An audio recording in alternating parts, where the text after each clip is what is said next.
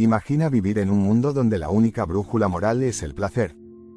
Donde cada decisión se toma en función de lo que te proporciona el mayor deleite inmediato, sin preocuparse por el mañana o por las consecuencias. Este mundo existió, al menos filosóficamente, en la Grecia antigua. Se llama cirenaísmo, y fue fundado por Arístipo de Cirene, un discípulo de Sócrates, pero con una visión de la vida que habría hecho a su maestro sonrojarse.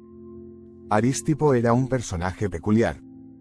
Nacido en la ciudad de Cirene, hoy en día en Libia, se trasladó a Atenas atraído por la fama de Sócrates. Pero mientras Sócrates predicaba la moderación y la búsqueda de la virtud, Arístipo se obsesionó con una sola idea, el placer. Para él, el placer era el bien supremo, el único objetivo digno de ser perseguido. Pero, ¿qué tipo de placer? No el tipo intelectual o espiritual que buscaban otros filósofos, sino el placer sensual, corporal, el goce aquí y ahora. A diferencia de Epicuro, que defendía un hedonismo prudente y racional, Arístipo y sus seguidores, los cirenaicos, creían en el placer inmediato, intenso y sin restricciones. Para ellos, la vida era corta e impredecible, así que había que disfrutarla al máximo, sin preocuparse por el mañana. ¿Quién garantiza que habrá un mañana? En este sentido, los cirenaicos fueron los auténticos precursores del famoso Carpe Diem. Pero esta filosofía no era simplemente una excusa para la indulgencia. Los cirenaicos desarrollaron un sistema ético coherente y radical.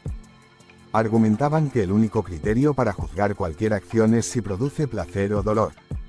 Si algo te hace feliz, hazlo, si no, evítalo. No importa si se trata de una norma moral, una ley o una expectativa social. Lo único que cuenta es cómo te hace sentir en el momento. Arístipo mismo vivía según sus principios. Se dice que disfrutaba de lujos y placeres sin remordimiento, moviéndose en los círculos más elevados de la sociedad ateniense. Pero, a diferencia de un simple hedonista superficial, Arístipo también enseñaba el autocontrol. Porque, según él, la clave no era ser esclavo del placer, sino dominarlo. Podías disfrutar de los placeres de la vida, pero debías ser capaz de renunciar a ellos cuando fuera necesario. Arístipo comparaba esta actitud con la de un navegante que sabe manejar su barco tanto en aguas tranquilas como en medio de la tormenta. El cirenaísmo iba más allá de Arístipo. Su nieto, Arístipo el Joven, desarrolló aún más estas ideas, argumentando que no solo el placer era lo más importante, sino que todo lo que no produjera placer era irrelevante. Para los cirenaicos, el dolor no debía ser simplemente evitado, sino que se debía enfrentar de manera estoica, reduciéndolo a una mera sensación que no tiene que interferir con la búsqueda del placer. Esto hace del cirenaísmo una filosofía paradójica. Por un lado, es una exaltación del placer, por otro, exige un control casi estoico sobre las emociones negativas. Es como si los cirenaicos fueran hedonistas y estoicos al mismo tiempo, disfrutando al máximo de cada momento pero sin dejar que nada los perturbara. Esta combinación explosiva los hizo polémicos en su tiempo y sigue siendo difícil de entender hoy. Para los griegos de la época, los cirenaicos eran considerados provocadores. En una cultura que valoraba la moderación y el equilibrio, la insistencia en el placer como único bien parecía una blasfemia. Pero, de algún modo, esta radicalidad era también una respuesta a la incertidumbre de la vida. Los griegos sabían que la fortuna era caprichosa, que la vida podía cambiar en un instante. Frente a eso, ¿no es acaso razonable disfrutar del presente sin preocuparse por un futuro incierto? La influencia del cirenaísmo se fue desvaneciendo con el tiempo, eclipsada por filosofías más moderadas como la de Epicuro o más estructuradas como la de los estoicos.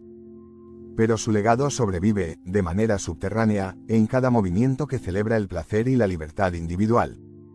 Desde el «vive rápido, muere joven», de los años 50 hasta el hedonismo consumista de nuestra era, la sombra de Arístipo y los cirenaicos sigue presente, recordándonos que hay una corriente en la naturaleza humana que rechaza el autocontrol y la moderación, y que se lanza de cabeza al disfrute del momento.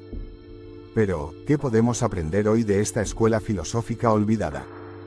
Tal vez, que la búsqueda del placer no tiene por qué ser superficial. Que podemos disfrutar de la vida sin caer en la superficialidad, que podemos buscar el placer sin miedo pero con conciencia, sin culpa pero con reflexión. que, en última instancia, cada uno de nosotros tiene la capacidad de decidir qué nos hace felices y cómo queremos vivir nuestras vidas, sin someternos a normas que no entendemos o que no compartimos.